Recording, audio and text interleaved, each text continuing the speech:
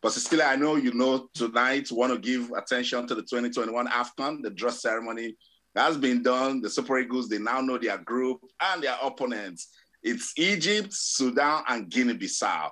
Cecilia, you know how football is in Nigeria, is a religion. So we will be speaking to the man who will be in charge of the Super Eagles as they take on that AFCON mission. Coach Ganaro was appointed coach of the Super Eagles of Nigeria on August the 5th, 2016. He's been in the saddle for 5 years, knows the team. He was in Cameroon for that draw ceremony. So he just came back and I said, Coach, maybe we should have you talk about this. So fasten your seatbelt. Let's go to Bordeaux in France. That's the base of former Super Eagles coach Ganaro. Coach Ganaro, good to have you on Sports Tonight.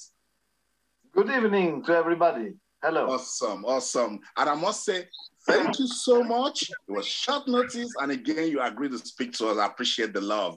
So you're back from Cameroon. You saw the draw. When you saw the draw, what came to mind? Were you excited? Did you say tricky draw? Or you're like beaming with confidence that it's going to be easy for the Super Eagles?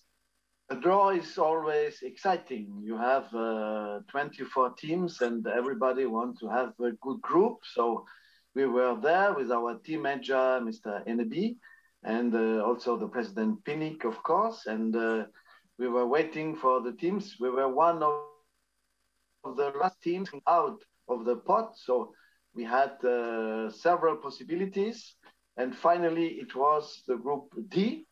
We had already in this group Egypt, Sudan, and Guinea-Bissau. And we saw that we are in this group. So it's okay because, we have in each group 2 very good teams. And then you have 2 other teams who can be outsiders. And yes, we have Egypt. It's the first match. It's the competition. It's the first match who could also be the last match of the tournament. But it's already the first match. And yes, we are happy to be also in Garoua because Garoua is in the north of the country, close to Nigeria. And we will have, I think, a lot of fans from Nigeria who can come. It's only 25 kilometers away from the border, and we have good facilities there. And I think is placed already 1 week before the competition to prepare very well in the wonderful hotel, brand new. We have also in this hotel, we have to share this hotel with Sudan. And but it's not a problem. The coach of Sudan is a friend, Mr. Velud. It's a French coach, and they have also a good team, and we can share this nice hotel for 2 teams. And then we have the second game, this team of Sudan. The third game, all the games for us are in the same place in Garoua, which is good because sometimes for the third game, you have to travel again because the third game has to be played on the same time at 8 p.m. For all the 4 teams. So we can stay in Garoua in the wonderful pitch. This is also the stadium from Coton Sport, which is champion of Cameroon, like you know. They made the semi-final in Champions League of Africa. And to make trainings or friendly game against this team about 1 week before we start the official competition. Awesome. Let's talk about preparing this team for the AFCON and the experience that you got from the last AFCON where Nigeria won a bronze medal. I've spoken to you severally, and you say this team is work in progress. Sometimes you say you have a young team. Do you have a team that you can confidently say can now compete for the AFCON title? I think that this team now grow together since 5 years. And the young players got a little bit of experience. They have now, after these new qualifiers without any defeat, also I think they have confidence. I think they trust in the qualities of the group. They know themselves. They know the boys around them. We have a good collective playing football team. They are still young. But we have also some experienced player now. We have in the defense two even experienced player with Balogun and Ekong.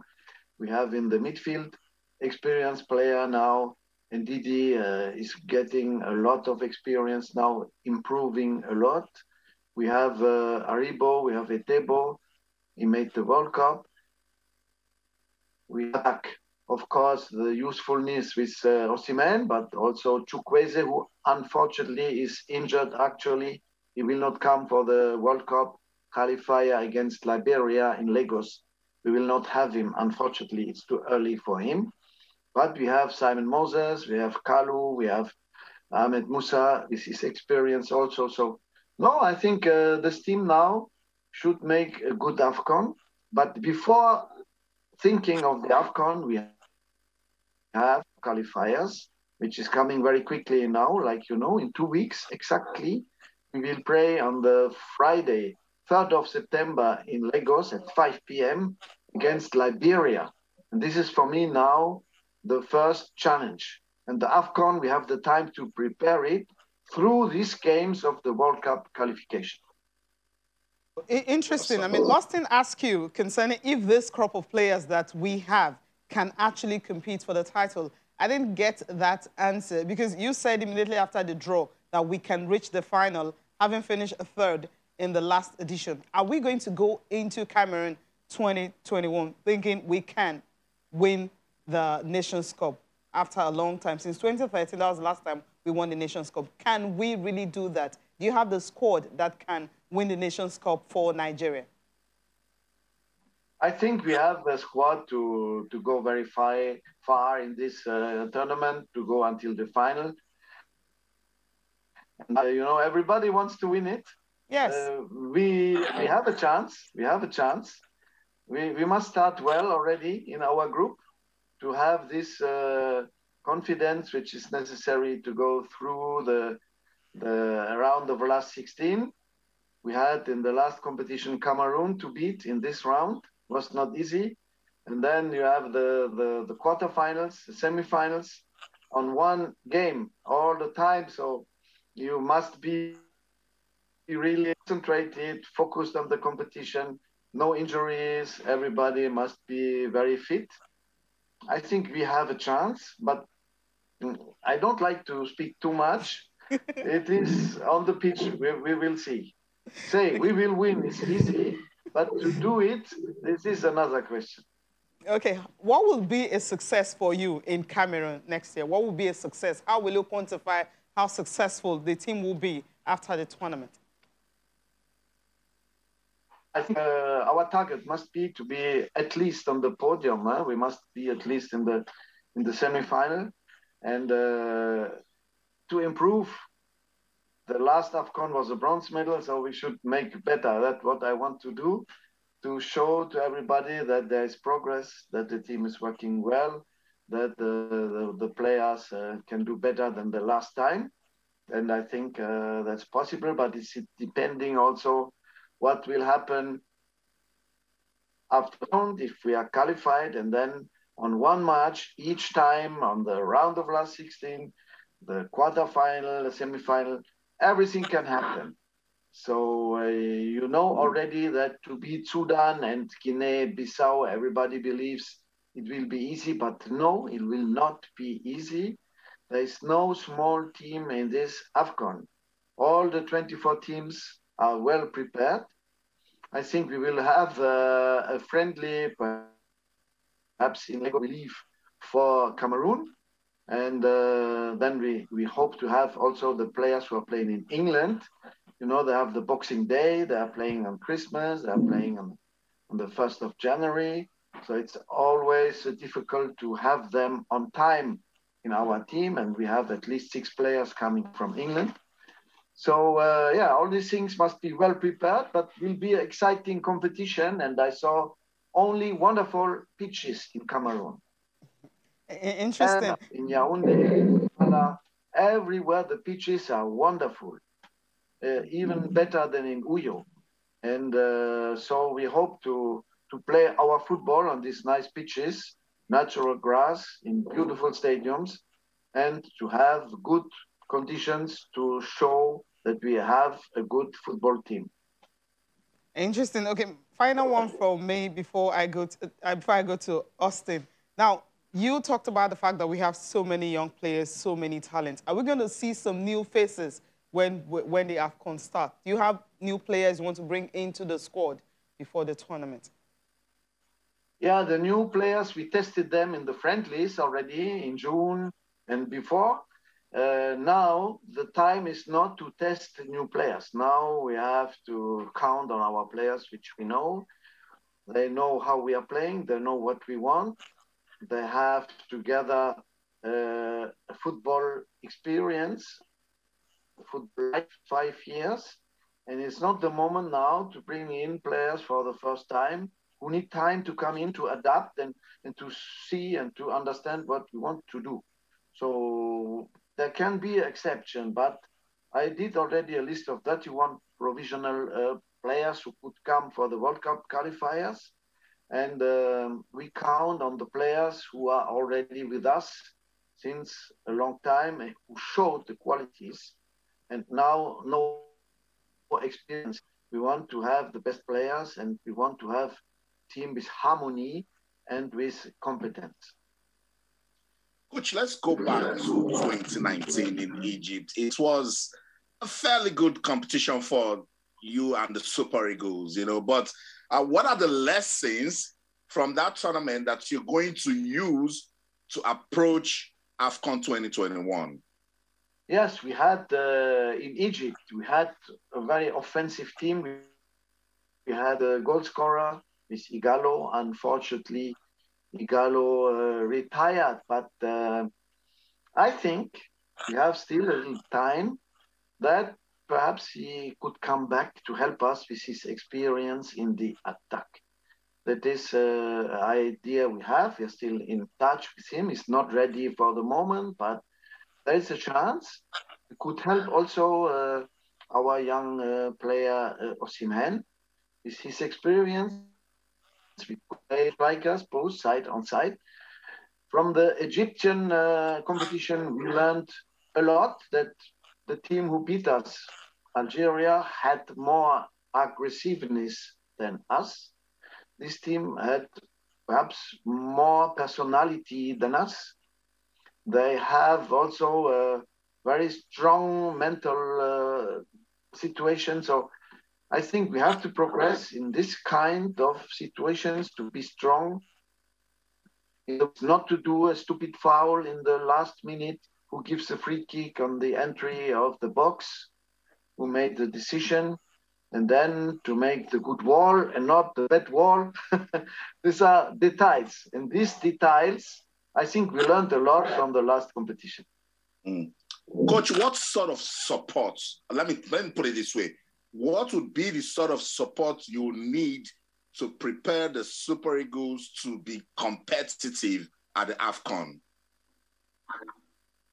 Yeah, I always say what we need in this country in football is solidarity. Solidarity between the NFF and the sports minister. Since I'm here, this situation was very complicated since 5 years, and I'm still waiting to see a real solidarity between the government and the NFF. If we have it, we can go until the end of the competition. Problems will be difficult.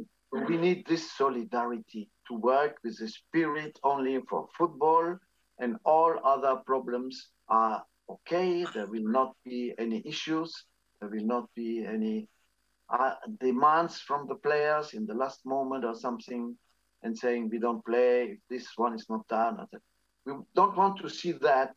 We want to have a good preparation. We need a good qualifiers already for the World Cup.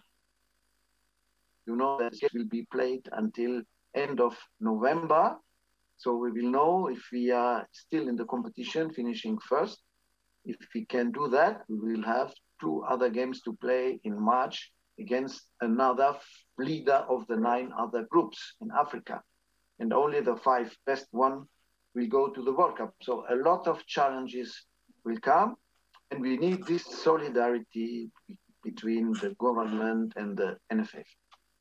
I think that's a very valid point you just made, and I'm sure the leadership of the Nigeria Football Federation and the Ministry of Youth and Sports Development, they will agree with you that we need that solidarity.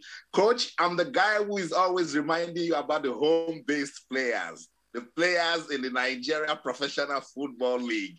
Now, Coach, we had a successful league campaign. Aqua United won, and we saw a lot of records. You watched some of the games. So with what you saw this time around, are you impressed? Are we going to have some players from the league go to the AFCON? Yeah. We could see there a lot of matches because it was good to see it in TV. Congrats to Aqua United. You know, they have the best conditions to play football, to train.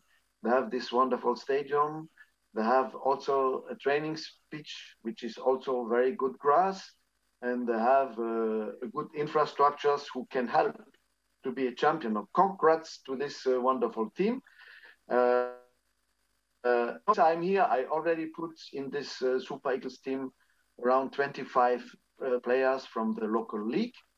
And all the time, then the players go to Europe or go to a big club like now. The last one is Iwala Anoyo, who signed a contract with Esperance of Tunis. So they're playing a little bit with us and then they leave and there are no more local players. It's all the time like that. We want to have the highest quality and actually it's not easy for the local players. They finished the season. Now they're in the break since 2 weeks already. And when we have to play in 2 weeks, the guys from the local league didn't play since 1 month. So they are not in the competition. So it's very difficult for them to have the same level like the players who have the competition in Europe, and they cannot be in the same fitness. That's why it's very difficult for them. But the door is always open. And we had this goalkeeper also, John Noble. We had Ezenwa. We had, of course, Iwala. We had Adekunle. We had a lot of players. But then they're going to Europe, and there are no more local players. So we cannot take all the time new players who are not playing a league for 1 month now, and will be 2 months in October. It will be 3 months in November and 4 months in December without playing football. It was 9 months last year. They didn't play, so they cannot have the level like the players who are playing. I must say, thank you so much, Gernot Rohr, for making our time to speak to us. I will keep that word you use, solidarity. We really need it. Thank you so much for your time tonight. Thank you. Thank you. Thank you so much. Cecilia, let's go back. Let's go on a quick break. When we come back, we'll be talking about Chinemchere Nnamdi, the first Nigerian to win a medal in javelin.